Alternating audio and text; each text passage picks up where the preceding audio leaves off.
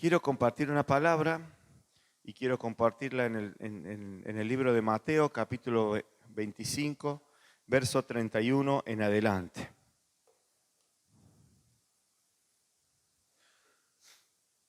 Mateo, capítulo 25, verso 31 en adelante. Vamos a leer hasta el 46. Ya no veo nada. Me olvidé la Biblia de letra grande, pero aparte quería traer esta que es una versión más simple, la versión popular. Mateo 25, capítulo 25, verso 31 en adelante. Antes de leer esto, quiero hacerles saber algo para expresar menos en el mensaje. Esta palabra que voy a leer es para que sepamos bien claro cuál es el premio que Jesús nos da. ¿Usted sabe qué es lo que seguro es lo seguro que Jesús le va a dar? ¿Alguien lo sabe? ¿Qué promete Jesús? Vida eterna. ¿Qué le está diciendo Jesús? Básicamente, usted va a ir al cielo si sigue a Cristo. Si usted hace la voluntad de Dios, va a ir al cielo. Por eso a veces somos insistentes en algo que no debe apoderarse de nosotros, que es la posición religiosa o la práctica religiosa de Dios. No por ser buenos religiosos, cumplir ritos, y no estoy hablando en contra de la religión, no se haga de esto un lío. ¿Usted tiene religión? No, yo no tengo religión porque el pastor dijo que la religión es mala. No. Estoy diciendo que la práctica de los ritos religiosos tal cual, así simple, no te lleva al cielo. Te lleva al cielo a hacer la voluntad de Dios. Entonces Jesús acá le está diciendo, le está hablando acerca de lo que va a ser el día del juicio final, donde Jesús va a determinar y decir, a ver, Miguel, Isaac y Acielo se queda, Florencia Valdés pasa. ¿Y por qué? Va a decir, y vos por esto y vos por esto. A ver, Marta, faltó un mes, se queda. Ah, no. Sí, se queda limpia. Y así vio, o sea, cuando está hablando Jesús diciendo, esto es lo que va a suceder. ¿Por qué está diciendo esto? Porque a Jesús no le interesa que las personas se pierdan, sino que las personas puedan ser verdaderamente salvas y llevar una vida correcta y tengan sentimientos correctos. Entonces le da una receta y le expresa acerca de esto y habla por sí mismo. Mateo 25, 31. Cuando el Hijo del Hombre venga, rodeado de esplendor y de todos sus ángeles, se sentará en su trono glorioso. La gente de todas las naciones se reunirá delante de él y él separará unos de otros. Como el pastor separa las ovejas de las cabras. ¿Sabe? Cuando leí esta mañana digo, pobres cabras, les tocó ser las malas. Claro que esto es metafórico, ¿no? Porque Jesús también creó las cabras y Dios creó las cabras y las cabras son bonitas. ¿Quién no le gusta un cabrito? No, son bonitas, pero toma la referencia de la naturaleza. Pobres cabras. Mire si hubiera dicho al revés, bueno. Pero pone un ejemplo claro porque son dos animales creados por Dios, pero uno tiene una característica y el otro tiene otra característica. ¿Amén? De todos modos, pobres cabras. Pondrá las ovejas a su derecha y a las cabras a su izquierda. Y dirá el rey a los que estén a su derecha: vengan ustedes, los que han sido bendecidos por mi Padre. Reciban el reino que está preparado para ustedes desde que Dios hizo el mundo. Pues tuve hambre y ustedes me dieron de comer. Tuve sed y me dieron de beber. Anduve como forastero y me dieron alojamiento. Estuve sin ropa y ustedes me la dieron. Estuve enfermo y me visitaron.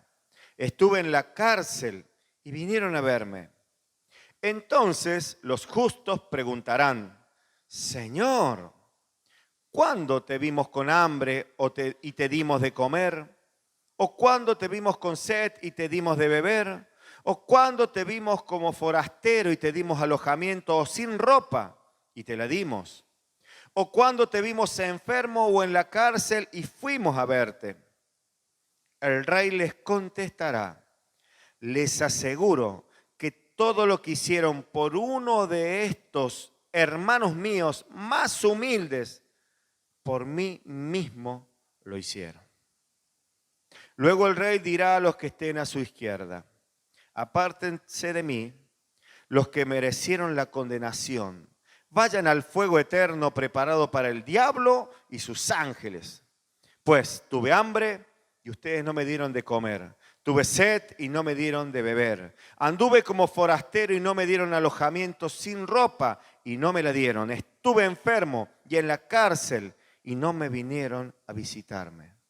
Entonces ellos le preguntarán: Señor, ¿cuándo te vimos con hambre o con sed, o como forastero, falto de ropa, o enfermo, o en la cárcel, y no te ayudamos?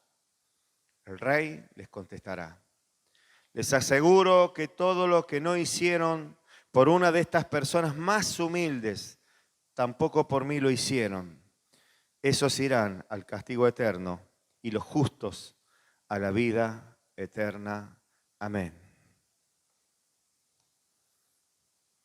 Dura palabra, pero no dura porque sea difícil de aplicar. Hay que ser sincero. Difícil de aplicar. Porque hoy he escuchado la opinión de una persona inteligente y me dijo: pero eso que estás haciendo vos debería hacerlo el Estado, que lo haga el gobierno. Y se podría decir que tienes razón, ¿verdad? Pues si con toda la plata que tiene el gobierno, con todo lo que se roban y qué sé yo y qué sé cuánto, ¿por qué no ayudan? ¿Por qué no lo hacen? ¿Por qué no? ¿Verdad? Y otro podría decir: podría hacerlo el Vaticano o las grandes iglesias que tienen tantos lujos y que tienen tantos... Y podrían hacerlo todos. Pero Jesús te va a juzgar a vos y a mí en forma personal.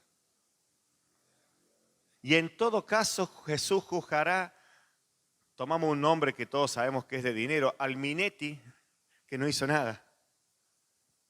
Y que acá en la tierra vivió como un rey y que gastó como quiso y que hizo lo que quiso, pero va a llegar al mismo lugar.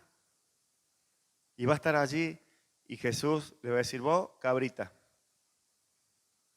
andate al infierno, porque no me miraste nunca a mí. Y a veces queremos ver a Jesús en grandes situaciones especiales, religiosas, en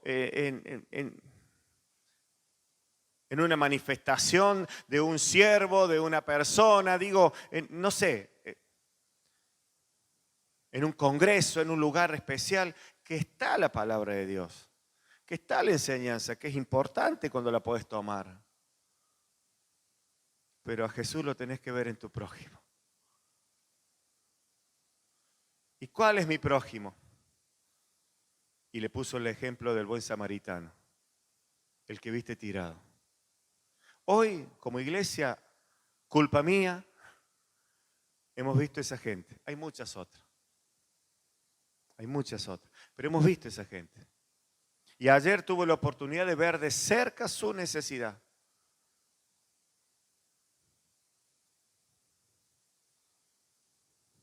¿Me está entendiendo? Debemos ser buenos cristianos. Debemos ser buenos cristianos. No, esto lo decía Teresa de Calcuta y decía: debemos dar hasta que nos duela.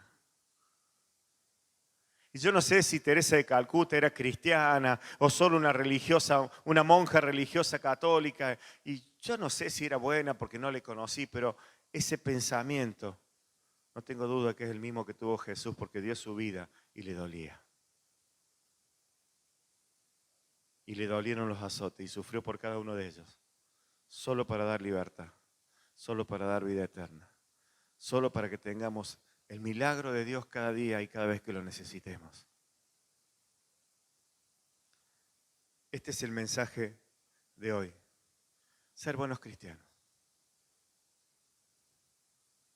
Nada más. Ser buenos cristianos. Mirar al prójimo de la manera correcta.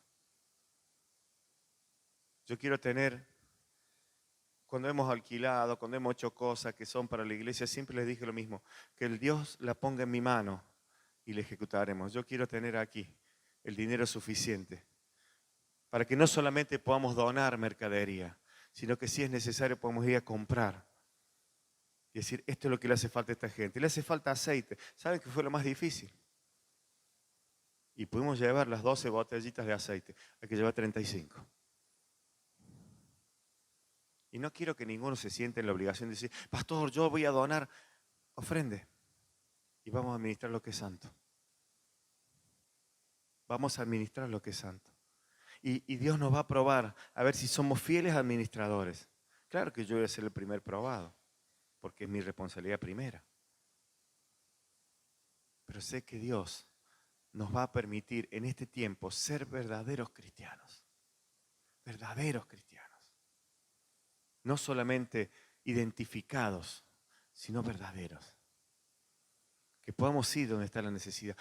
Y la necesidad no es solamente esta gente que está abandonada del sistema de alguna manera y como tantos otros lugares, sino aquellos que también están abandonados de la expresión de la palabra, sin que alguien vaya y le diga, Dios te ama, Dios te puede salvar el matrimonio, Dios te puede salvar tus hijos.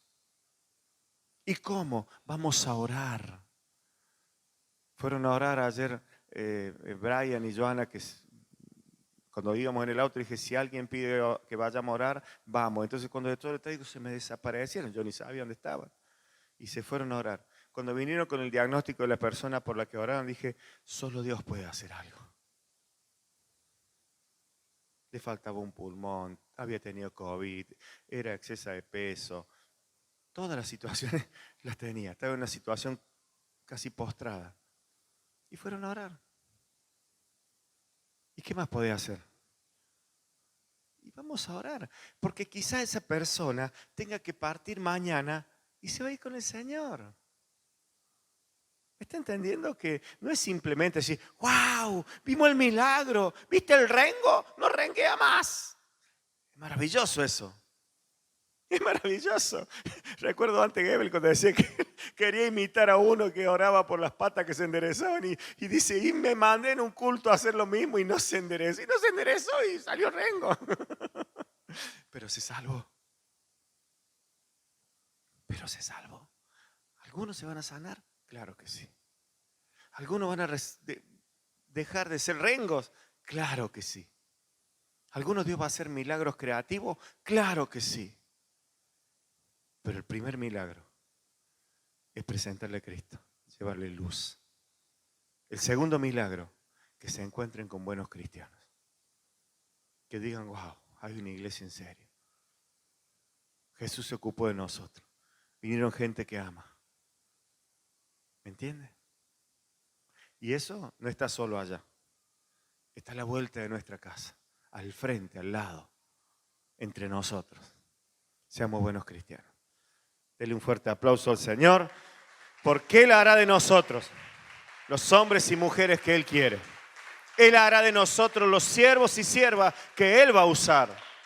Él levantará en medio de su pueblo hombres y mujeres que sean buenos cristianos. Aleluya. Amén.